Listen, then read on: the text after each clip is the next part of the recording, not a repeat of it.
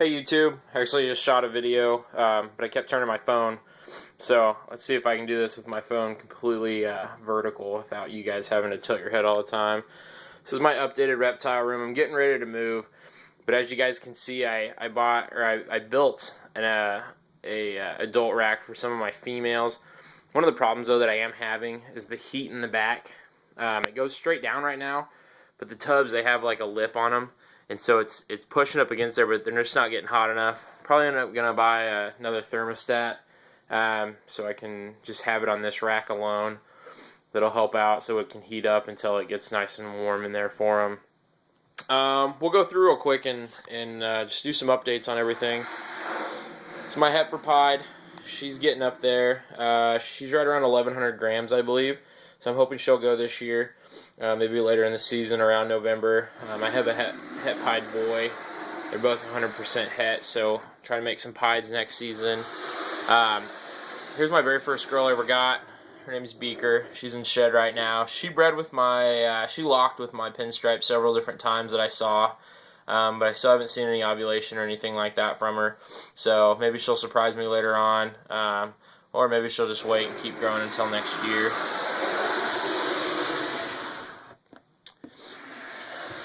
Here's a new girl I actually got. She's just a regular normal. She's actually right around 1,800 grams, so she's been bulking up. I'm hoping that this year she can be paired with maybe my lesser, or maybe my pinstripe, or maybe I can pick up a bumblebee or a pastave and put it with her. Last but not least, this is my het for albino girl. She was the one that just laid this year. Her clutch is actually right in this incubator to the side of us. She's not too far from her babies. She's back on feed eating small rats again, so hopefully she can bulk back up as well, and get healthy from laying those eggs. I actually might end up trading her or selling her. I'm looking to get out of albinos and maybe wanting to get into clowns. So it looks like in here I have one albino and two normals, so there would be 66% het albino. This is the incubator that I have though. As you can see, it's just a cooler. On the inside I have the water that comes up on sitting on egg crate. And then on this side I have a water bottle. The reason I have the water bottle in there is just in case the temperature fluctuates or any of that water evaporates. I have water right there that I can just pour right in, and then I can just fill the water bottle right back up and get it back to the temperature. So I'm not losing all that time of trying to fill it back up and get the temperature regulator again. Then on the inside of the egg box, it just has some vermiculite, and on top of that it has more egg crate with the eggs sitting on top of there. And then as you can see on the top I have the saran wrap, and then just the lid. And then I have the probe that goes right into the box and sits right on the side. I have an underwater heater actually in there, and that's what's heating it up. It stays right around 89 to 90. It's been getting hot in here this summer though, so sometimes it bumps up to 91. And usually I'll just open it up for a little while and let it drop back down to 90. Get some of that heat out of there. Let's see what else we got. Another new pickup that I have another female. She's just a normal. She is right around 900 grams, I believe. I traded my male pastel for her and a male red-tail boa. As you can see on the back of her head, she actually has a Mickey Mouse looking head. They called her Mickey, is what they told me when they traded her. She just shed today, so when she's in shed or a few days from now, you won't be able to see it because she'll darken out a little bit. So right after she sheds, you can see the Mickey Mouse head. Here's the red tail I was telling you about that I traded for. He's kind of a dick. Likes to hiss a lot and sometimes strike. As you can see, he's not a bad size. He has a lot of speckling down his back. When I first got him, I actually put him in here, and he was hissing like crazy. Had the mouth open, striking the front of the cage.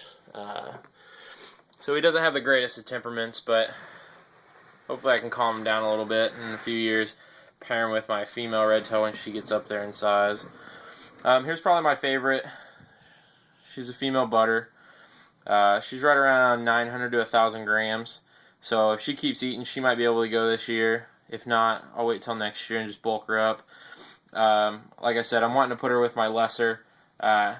Make some bells this season or next season would be my main goal.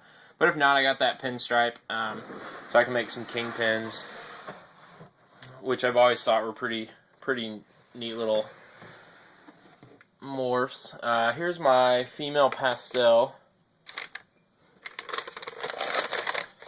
She's right around 700 grams, and she actually hasn't lost her color that bad yet and browned out. As you can see on the sides, she's browned out some, but she still has a nice yellow pattern, especially coming up from the sides. She wasn't eating for a while, and that's one reason that she's not up there in weight. If I can show you the bottom of her jaw, maybe. She had two like slit marks, and you could actually see her bones in them. It was a bad deal. I didn't know what was going to happen. I treated her with some Neosporin on them, and then I also put some first aid antiseptic. Let's see if I can turn the bottle. Gave her some baths in that and soaked her, and as she actually shed out of the problem, and she's been eating great since. She'll take about a small rat every week now. Oh, and here I got my pinstripe, and he's getting dark. You can tell he's getting ready for shed. He's kind of a dick sometimes too. Let's see if I can pull him out a little bit without getting struck.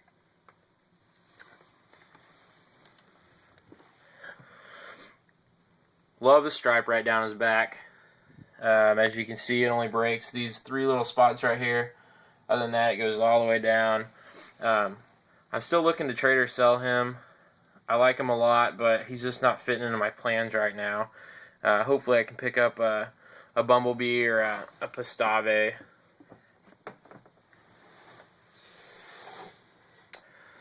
I got a male Hetfer albino in there, and then a male Hetfer pied in there. In this tub, I have a nice little female spider. And this little girl didn't eat for a while either, and I was kind of getting worried, but she's back on feed now. She's actually a 2010, and she only weighs 350 grams. And I was going to trade her, and I was going to sell her, but I just couldn't do it. She's such a sweetheart. She's back on feed now. I love her pattern. I just love her to death ever since she was a baby. She has a nice pattern. It's pretty reduced. You don't have a lot of stuff going on in it. On the belly, you have a little bit of speckling, but not a lot. Nice little white and yellow belly. She's just so nice that even if I had to keep her as a pet, I would. If she never gets up to size.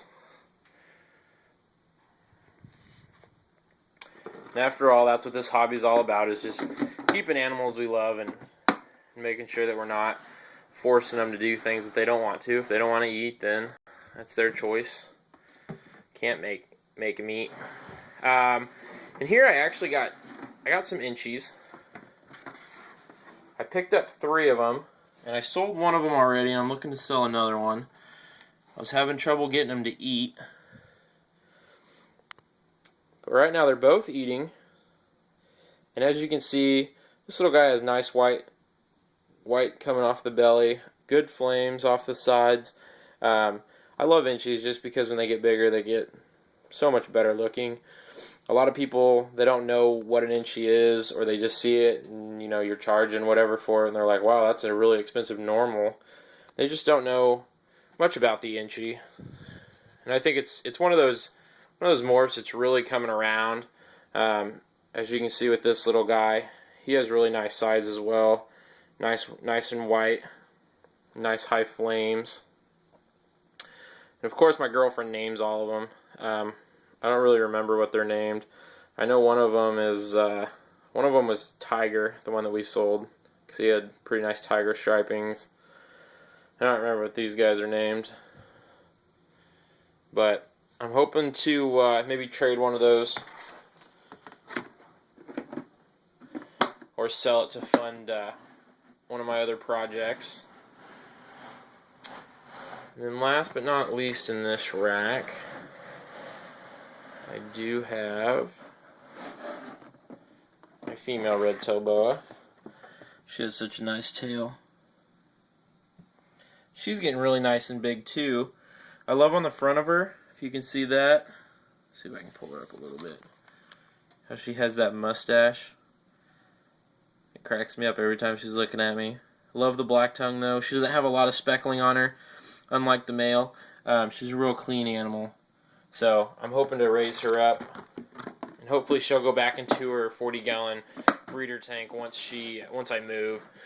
She had mites for a while, and so to get rid of it, I was just having problems with her in that big aquarium. So I ended up putting her in here, putting some newspapers down. I used Pam, and it didn't kill it like I wanted it to. And so I looked all over the internet and ended up finding this stuff. It's called Reptile Relief. Flea, Natural Chemistry is the people that produce it. I got it from, I believe, Petco, but it's great stuff. It works really well. As soon as I started using it, all the mites that I had left and were gone. She had it for about 3 months, and like I said, I was spraying all my cages down with Pam and nothing was working. Started using this stuff. Now, every time, about once a month, when I clean the cages, I'll spray it down just to make sure I don't get mites again. They're a big pain in the butt if you guys have ever had them. Whenever I give a reptile away, I spray them with that stuff. Whenever I get a reptile, before I put them aside, I spray them with that as well, just to make sure that if they do have anything on them, that gets killed quickly. Oh, and last but not least, got my little lesser, and he's a little nipper snapper. He likes to take a bite at me every so and so time to time. He actually got me about 2 weeks ago. Girlfriend is standing right next to me. He snapped me right in the hand. She didn't even realize that it happened. I had to squeeze to get blood out, so he's still pretty little. I love his pattern though. I can't wait for him to go with my butter. I think that they're going to make a great pairing, and hopefully I can get some really nice bells out of it. Anything that he goes with, I think it's going to be a killer animal.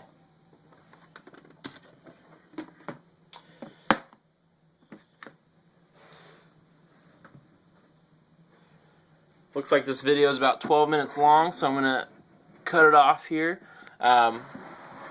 Whenever I get my reptile room set up in my new house, I will do an update video. This is my girlfriend's snake. It's just a normal, it's right around 1,000 or 1,100 grams. But yeah, that's the room right now. Like I said, packing it up, getting ready to move. Big aquarium over there. Got the crested geckos right here, about ready to feed them. Something else is pretty cool. I ended up putting them together and came home about a week ago. Had 4 little eggs from 2 of my females. So real excited about that. Hopefully in 60 to 90 days, these little guys are hatched out and I can get them all set up, and I'll do a video on how to start them off. So if you guys have any questions, comments, let me know. Let me know what you guys want to see.